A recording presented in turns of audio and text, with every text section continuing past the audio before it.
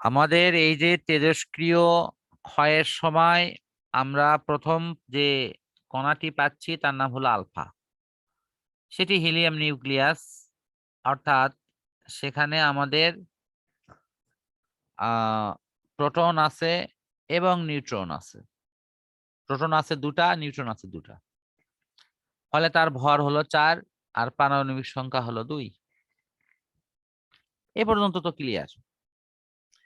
কিন্তু যখন আমি বলেছি বিটা ক্ষয়, তখন বের হচ্ছে কি ইলেকট্রন। এখন নিউক্লিয়াসের মধ্যে কি ইলেকট্রন আছে? কিন্তু স্যার বিটা তো হচ্ছে নিউক্লিয়াস থেকেই ক্ষয় হয়, নিউক্লিয়াসের মধ্যে এমনিতে নাই। হ্যাঁ, তাহলে এই নিউক্লিয়াসের এই ইলেকট্রন তাহলে নিউক্লিয়াস পাবে কোথায়? সে পাওয়ার জন্য নিউক্লিয়াস তখন এই নিউট্রনের সাথে এর রিলেশনটা তৈরি করবে। কি রিলেশন তৈরি হবে? নিউট্রনকে ভেঙে ফেলবে।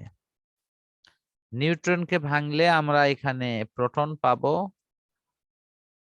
আর হলো ইলেকট্রন পাবো।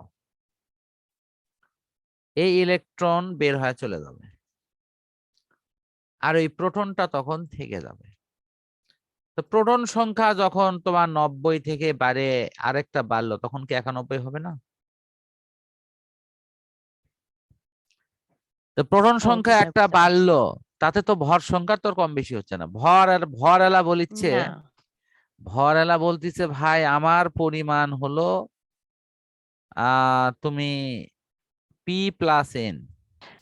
জি স্যার, মানে বুঝতে পারছি যে নিউট্রনটাই তো চেঞ্জ হয়ে আসলে প্রোটন আর ইলেকট্রন হয়েছে, ইলেকট্রন বের হয়ে গেছে প্রোটন, হ্যাঁ তার মানে ভর সংখ্যা একই আছে। হ্যাঁ, জি স্যার, তাহলে বুঝতে পারছি।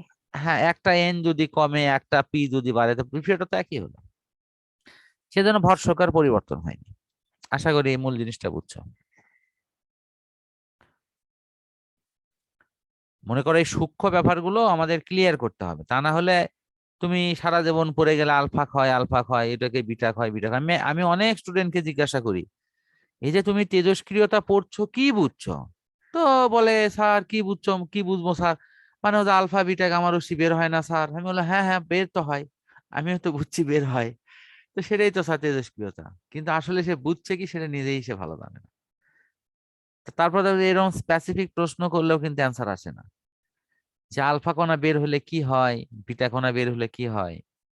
ঠিক আছে, সে উদাহরণ না দিতে পারুক, কিন্তু সে যদি ব্যাখ্যা দিয়ে বুঝাই দিতে পারে তাও তো হয়, কিন্তু আসলে সে নিজেই বোঝেনি।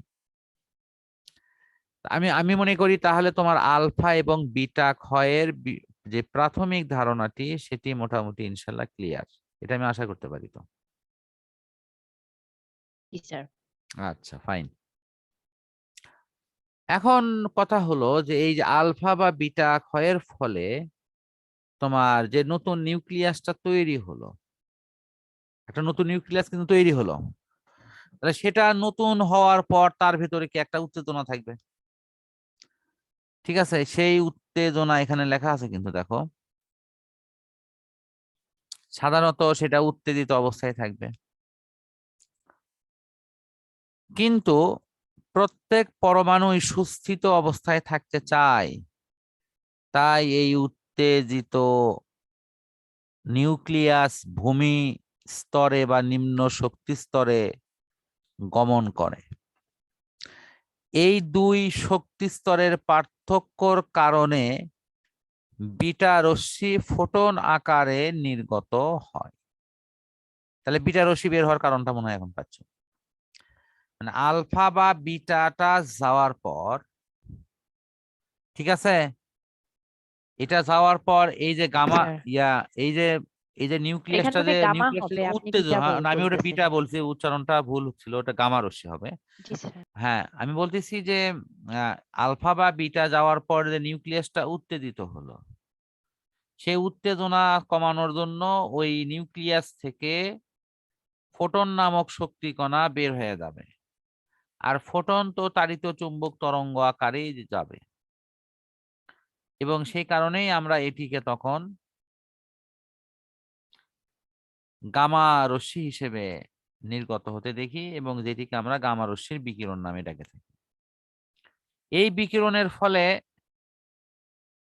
পরমাণুর যে ভর সংখ্যা অথবা পারমাণবিক সংখ্যা, এগুলোর কোনো পরিবর্তন হয় না। শুধু কার পরিবর্তন হয়? শুধু পরিবর্তন হয় শক্তির।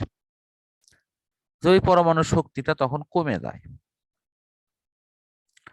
তাহলে আমার আশা করি তোমার এই তিনটা রশ্মি কে বের হয়, কেন বের হয়, বের হলে কি হয়, এটা মোটামুটি ক্লিয়ার।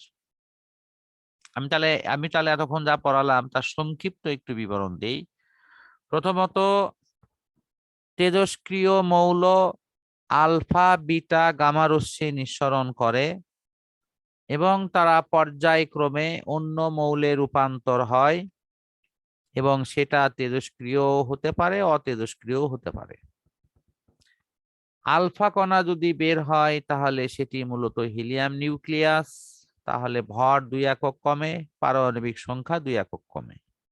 সরি, আমি ভুল বললাম, ভর 4 একক কমবে, পারমাণবিক সংখ্যা 2 একক কমবে। আর যদি তোমার বিটা কণা নিঃসরণ হয় তাহলে ভর একই থাকবে, বাট পারমাণবিক সংখ্যা 1 বৃদ্ধি পাবে। এখন আলফা অথবা বিটা রশ্মির নির্গমনের পর নিউক্লিয়াসটা উত্তেজিত থাকে। এই উত্তেজিত নিউক্লিয়াস তার শক্তি নিঃসরণ করবে, কারণ সবাই ভূমিস্তরে থাকতে চায়। ভূমিস্তর মানে একটা স্টেবল অবস্থা, স্থিতিশীল অবস্থা, সেটা সে মেনটেন করে চলবে। এই কারণের জন্য তার ভেতরে থাকা যে শক্তি, সেই শক্তিকে সে ফোটন রশ্মির মাধ্যমে, ফোটন কণা হিসেবে, যেটা আমরা কোয়ান্টাম মেকানিক্সে পড়েছি, যে সেই আকারে সে বের করে দেবে। আর সেটি হলো তোমার গামা রশ্মি।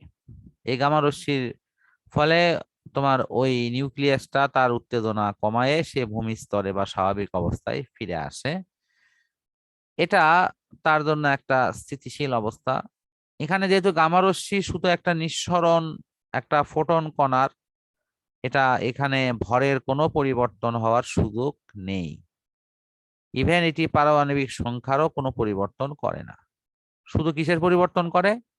শক্তির পরিবর্তন করে।